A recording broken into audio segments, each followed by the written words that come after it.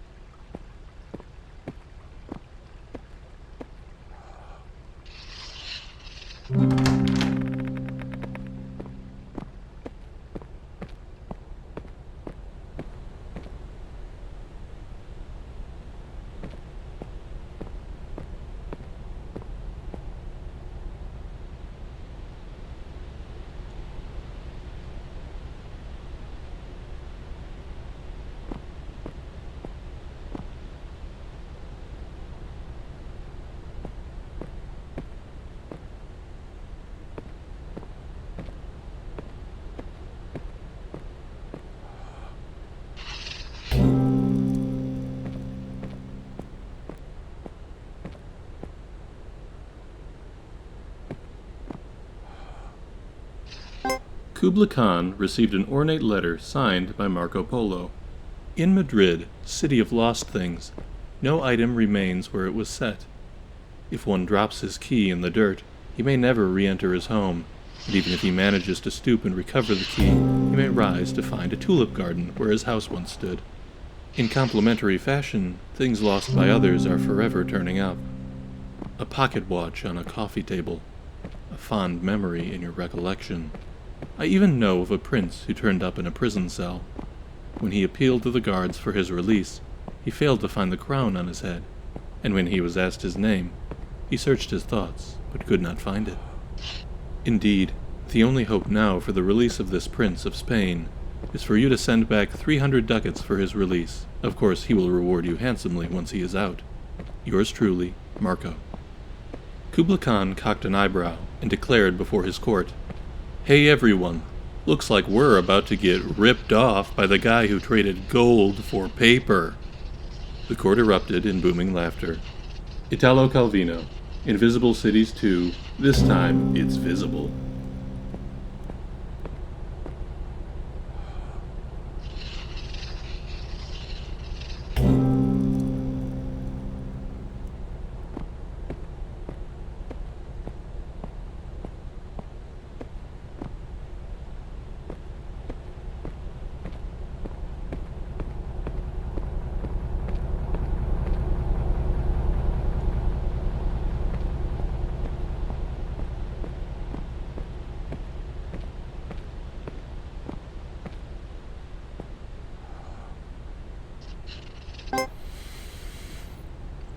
Through many births, I have wandered, on and on, searching for, but never finding, a better deal than 0% APR on certified pre-owned vehicles. For trucks tougher than a drunk Marine, come to Mike's Pre-Owned, where we do the things that get things done.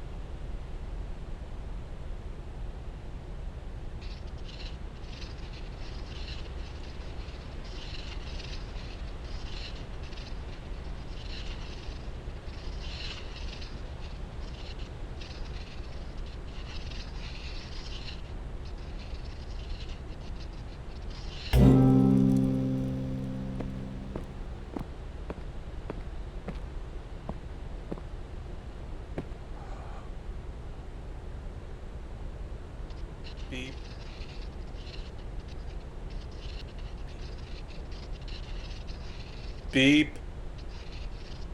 Beep. Beep. You're right there. I mean, beep. Beep. Come on, beep. Beep. Beep. Beep. Beep. Beep. Beep. Yes, beep. Beep. Beep. Beep.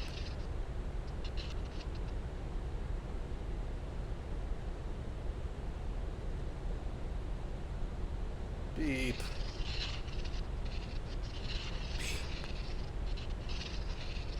Beep. Beep. Beep. Beep. Beep. Yes. Beep.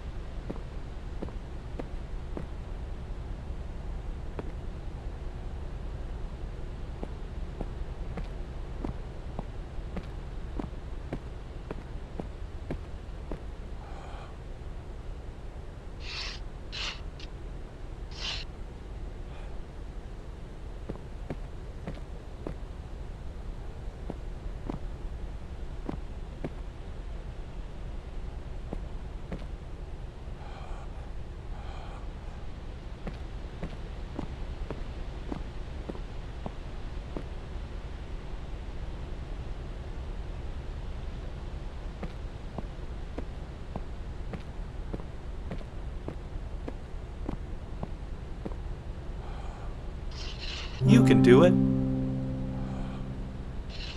I believe in you. This is all you. Yeah, keep trying. Yeah, there's a trick to it, but you've got it. Yeah, maybe you can't do it. Maybe you're weak. Maybe you're stupid. You should be embarrassed, but you keep crawling back like a mewling calf at my chafing teat. Pathetic.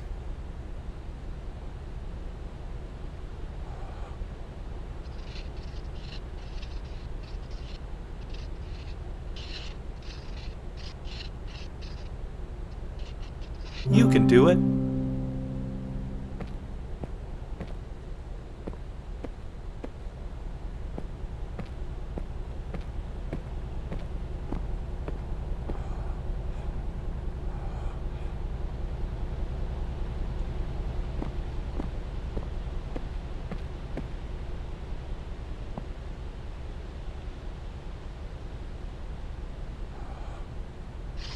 Go on, Don't look at me. Can you hear me? I'm nothing but a rusty chunk of steel. You don't want nothing to do with me. All right. I'll tell you my story.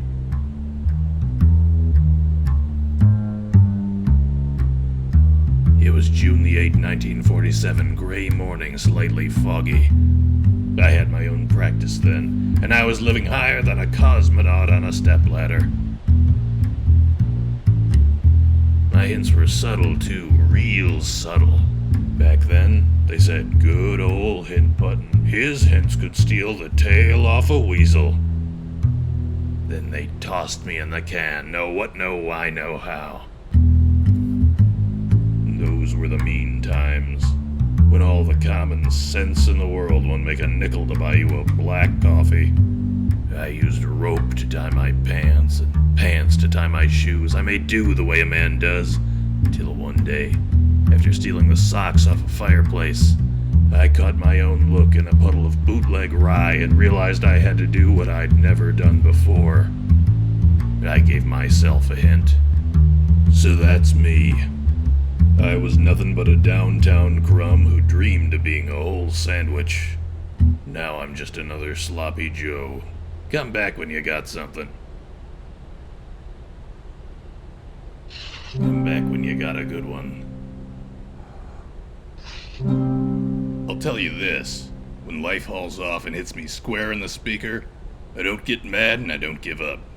Over many nights of thinking hard and drinking hard, up till the morning lighting one cup of Joe with the smoldering butt of the last slug of rum, this is what I learned. When you're up against the impossible and there's no getting through it, you might just have to go around it. Get a look at the back of the box, if you get me. Read the nutrition facts, if and you follow. This castle's rotten, from start to end. Red is the color of passion, kid, and you don't let passions mix. Like the curves on the waist of a first-class dame and the curves on a bathtub of second-class hooch. If you let two of those curves touch, kid, then God's gotta help you, 'cause I'll be counting teeth in the trunk of a Chrysler.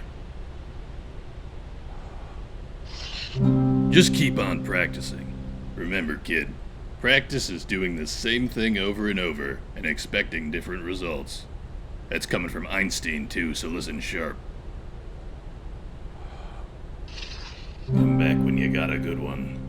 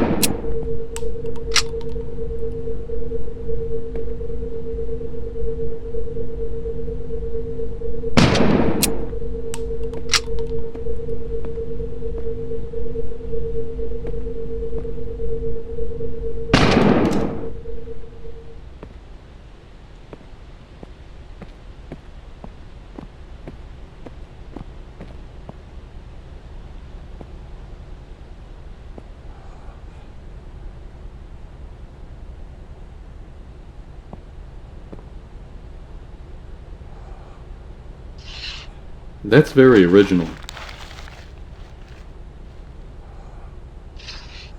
It just needs more red, I think.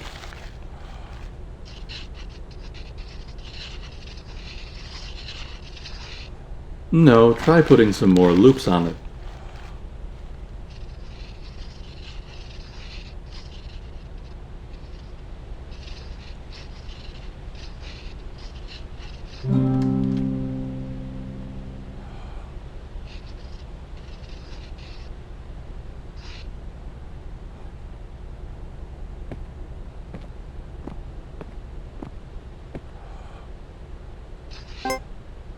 Imagine gravity is fractal, because light is just a wave and gravity is just a wave. So imagine there's a big piece of glass that splits up gravity like a prism, so that there's like blue gravity and yellow gravity, and then somebody gets hit by the red gravity, and it makes them super heavy, so they have super strength, but like they're also really slow. And another guy gets hit by microwave gravity, so he's trying to zap everybody, and just when he's about to zap the main guy, we see a lady come out, and she turns out to be Ultraviolet Girl, and she has super speed, so she beats him. And it, like, also gave her giant cans. Thomas Pynchon, Gravity's Rainbow.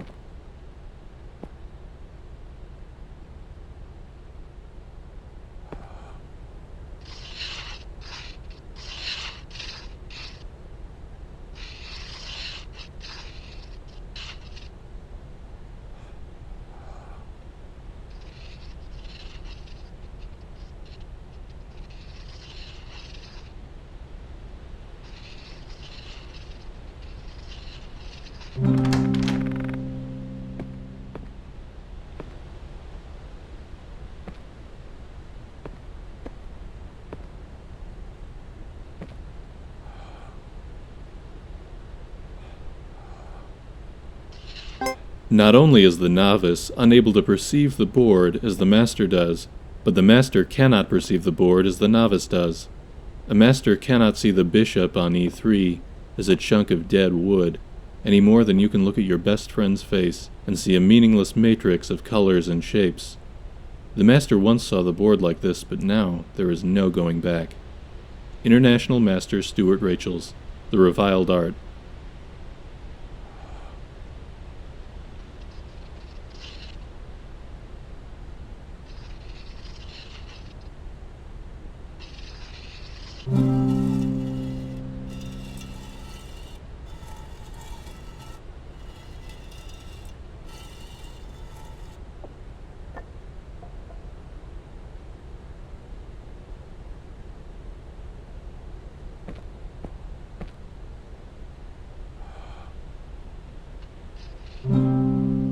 You can only get good at chess if you love the game. Grandmaster Bobby Fischer.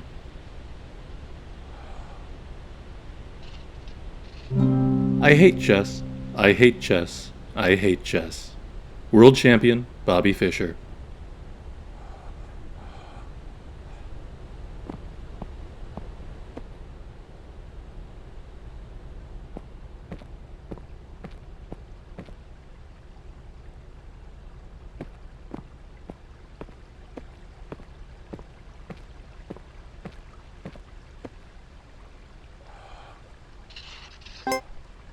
A shipowner was about to send to sea a venerable old ship. He knew that her barnacled hull, however, had often needed repairs, and doubts were suggested to him that possibly she was not seaworthy. The conscientious old captain thought at once to have her thoroughly refitted, even though it should put him at great expense. Before the ship sailed, however, he managed to stifle these bothersome misgivings, and said to himself that she had gone safely through so many voyages that it was idle to suppose that this trip should be any different. He put his trust in Providence, and banished from his mind all ungenerous suspicions about the honesty of the ship's builders, and in such ways he acquired a sincere and comfortable conviction that his vessel was altogether safe and seaworthy. He watched her departure with a light heart, encouraging the crew to dream of the profits that this voyage would return. And he got his insurance money when she went down in mid-ocean and told no tales. What shall we say of him? Surely this: that his belief in the safety of his ship was justified because it was grounded in repeated practical experimentation rather than the hubris of rationalistic a priori belief. It is admitted that he put his confidence in the builders of this vessel, but even this confidence was misplaced, for these were the selfsame charlatans who sought to sell him gratuitous repairs later on, and Big Ship is always trying to get one over on the little guy. Further, we may see that the ship is religion, and the shipwright is Richard Dawkins. The crewmates are empiricism, and the barnacles are Neoplatonism, and the captain of that ship was Albert Einstein. What the hell was I talking about?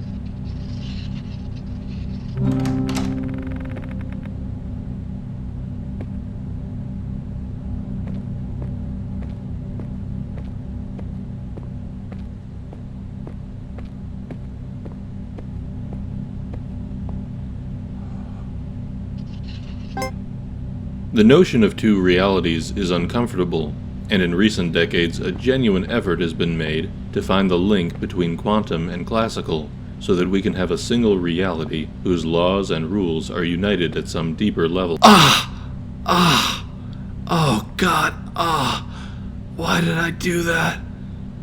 Oh.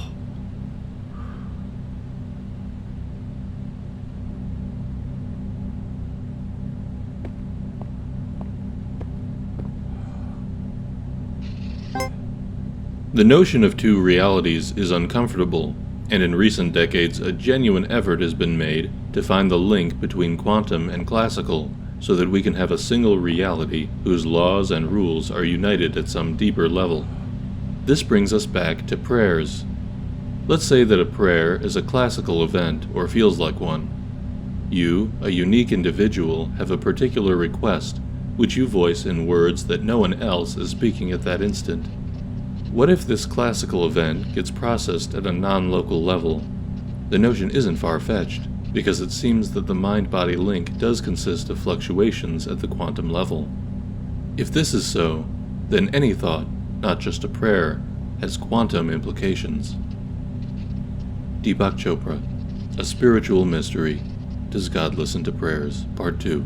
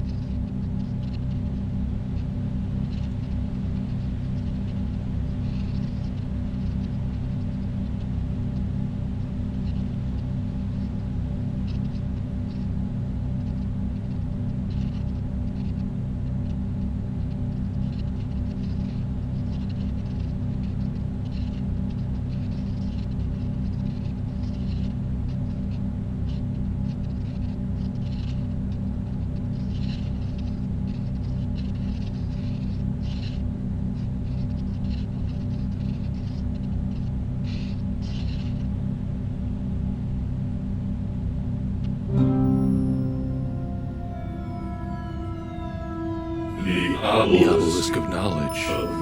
The obelisk of knowledge. Stilla and Wixelbite.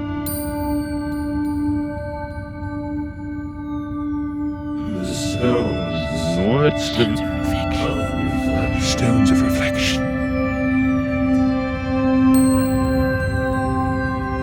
Oh wait, it's a giant cow.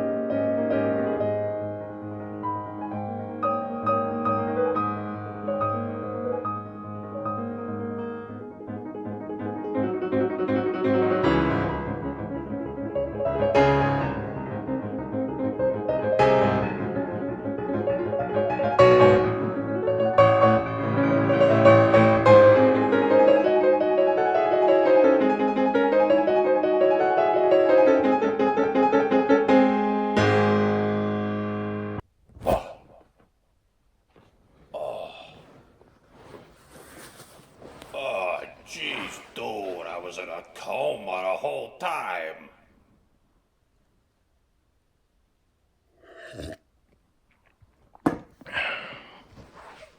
Whoever did this has gotta be some kind of whiz with the computers.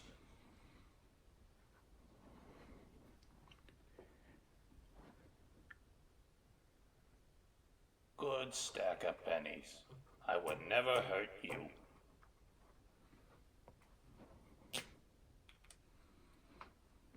Let's see. Easy one.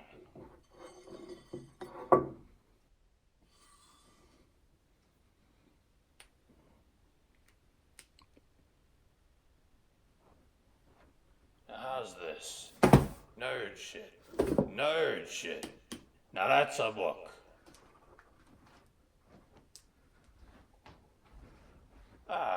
One more puzzle before retirement.